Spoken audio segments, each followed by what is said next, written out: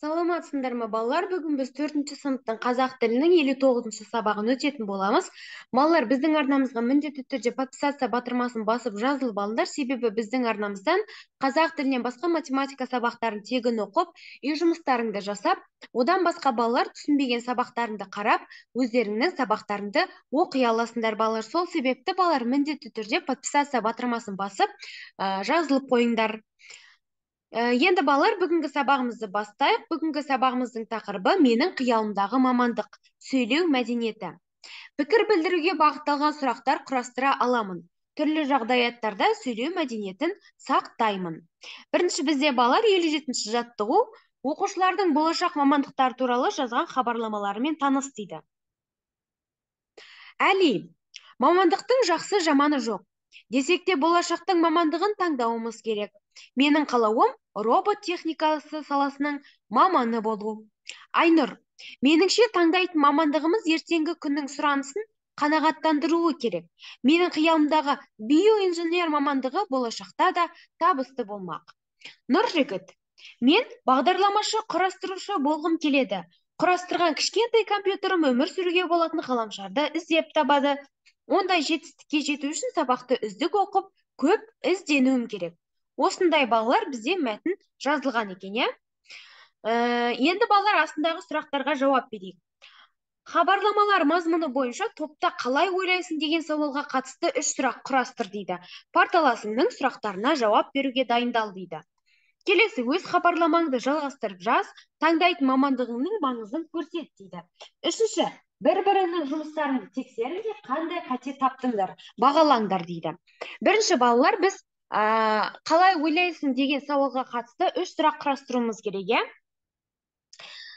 Мысалы, балалар, бірінші, қалай ойлайсың, ендігі болашақтың мамандығы қандай болмақ?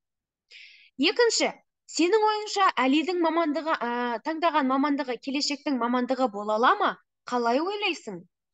Үшінші, қалай ойлайсың, Нұржігіттің айтқан мамандығында жұмыс істеу үшін не керек? Деген сияқты балалар сұрақтар қойсақ болады. Енді балалар, біз өзіміздің таңдайтын болашақ мамандығымыз туралы осы диалогты жалғастырып жазуымыз керек бізде. Мысалы, мен сұранысқа ең көп ие болатын мамандық иесі болғым келеді. Мен болашақта ұшатын көліктер пайда болады дегенге сенемін. Осы салаға өзімнің пайдам тигенін қалаймын. Сол себепті ұшатын көліктерді дайындайтын салада жұмыс атқарғым келеді. Деген сияқты балалар өздеріңнің қандай мамандық иелерің болғыларың келеді, соларды жазсаңдар болады. Немесе дайын осыны алсаңдар болады. Келесі бізде балалар 58-ші жаттығу. Сенің ойыңша қайсысы болашақтың мамандықтары бола алады дейді. Мына жерде бізде 7 мамандық берілген екен, иә? Бірінші, ғарышкер. Екінші, ғарыш пойызының жол серігі. Үшінші, ғарышты қоқыстан тазартушы. Төртінші, ай кеншісі. Бесінші, адамдар мен жануарлардың қарым-қатынасын реттеуші тілмаш. Алтыншы, басқа ғаламшардағы адамдармен келіссөз жүргізуші. Жетінші, су асты қалаларының құрылысшысы дейді. Бұлар дейді, алыс болашақтың мамандары ғой. Сен қалай ойлайсың, Әли? Бұны балалардан сұрап көрейік, олар не дейді екен? Айтатын пікіріңді дейді, менің ойымша, шынымды айтсам, сөздерінен баста дейді. Мысалы, балалар, менің ойымша, бұл мамандықтардың барлығы болашақтың мамандығы деп ойлаймын. Себебі ғалымдардың айтуы бойынша басқа ғаламшарларда тіршілік бар және тіршілік көзі бар деседі. Сол үшін осы жерде жазылған секілді мамандықтар болашақта қажет болады деп ойлаймын. Яғни балалар, әрине бұл диалогта айтылғандай алыс болашақтың мамандықтары, бірақ дегенмен де болашақта болады деген сенімдеміз, иә? Келесі бізде балалар 59-шы жаттығу. Ертең мен өскенде кім болам тақырыбында 4-ші сыныптар арасында сурет салудан жарыс өтпекші. Осы туралы досыңа жазбаша хабарлама жібер. Мектеп радиосынан хабарлап айт. Хабарландыру жазып, көрнекі жерге іл дейді. Мектеп радиосынан конкурс туралы хабарламаны айту үшін мыналарды ескер дейді. Жарыс қандай тақырыпта, қашан болатыны, кімдер өткізетіні, кімдерді шақыратыныңды анықта. Хабарламаңды бірнеше рет айтып дайындал. Тыңдарманның назарын аудартатын сөздерді орынды қолдан. сөйлеуде дауыс ырғағы мен дауыс екпінін сақта. Шақыру қағазын толықтырып жаз дейді. Яғни балалар, бізде осындай астында шақыру қағаз берілген, яғни толықтай жазылмаған екен, соны біз толықтырып жазуымыз керекпіз. Құрметті, кімді шақырамыз, сізді мен өскенде кім болам жарысына қатысуға шақырамыз, өтетін орны уақыты дейді. Яғни балалар толықтырып жазайық, Мысалы балалар, бізде мынандай шақыру қағазын ұйымдастырсақ болады, яғни жасасақ болады.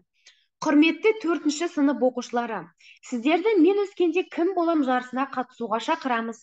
Біздің конкурсымызда сендер өздеріңнің болашақ мамандықтарыңа байланысты сурет салатын боласыңдар. Жеңген адамға біздің сыйлығымыз да бар. Өтетін орны мектебіміздің акт залы, уақыты ертең сағат 13:30-да. Жарыс ұйымдастырушысы 11-ші сынып оқушылары. Деп, осылай балалар біз өзіміздің шақыру билетімізді жасасақ болады, балалар. Келесі бізде 60-шы жаттығу шығармашылық үзіліс. Әле қалалық бастауыш сынып оқушыларының форумында роботехникасы болашақтың маманы тақырыбында сөз сөйлемекші. Тыңдарманның назарын өзіне аудару үшін қандай сөз тіркестерін қолданатын ишарамен көрсетуі керек. Оған көмекке кел дейді. Сөйлеу бөліктерімен оларға қатысты сөздерді сәйкестендір дейді.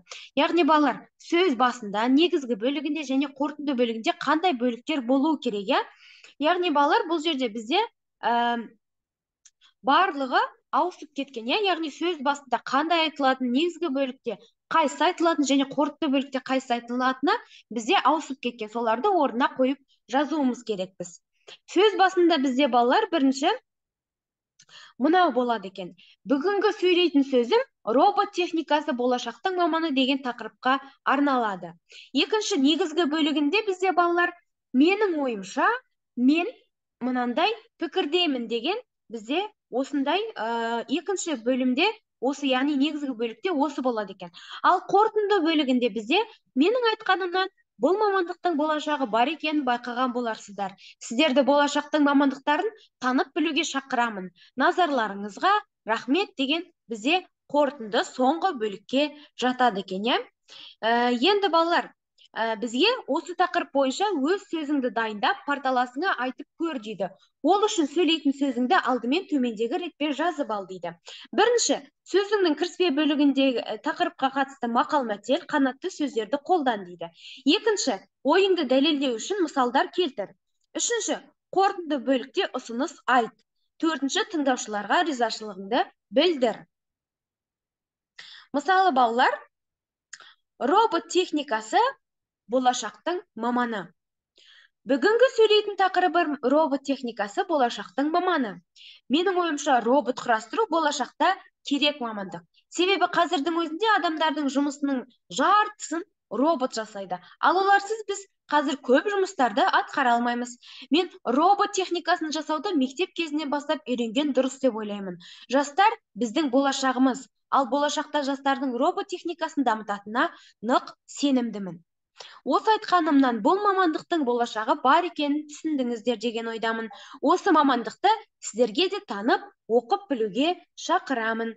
Осындай балалар бізде мәтін шықты, осылай жазып қойсаңдар болады. Келесі бізде балалар 61-ші жаттығу, тест сұрақтарына жауап беру арқылы тыңдаушылық деңгейіңді біле аласың дейді.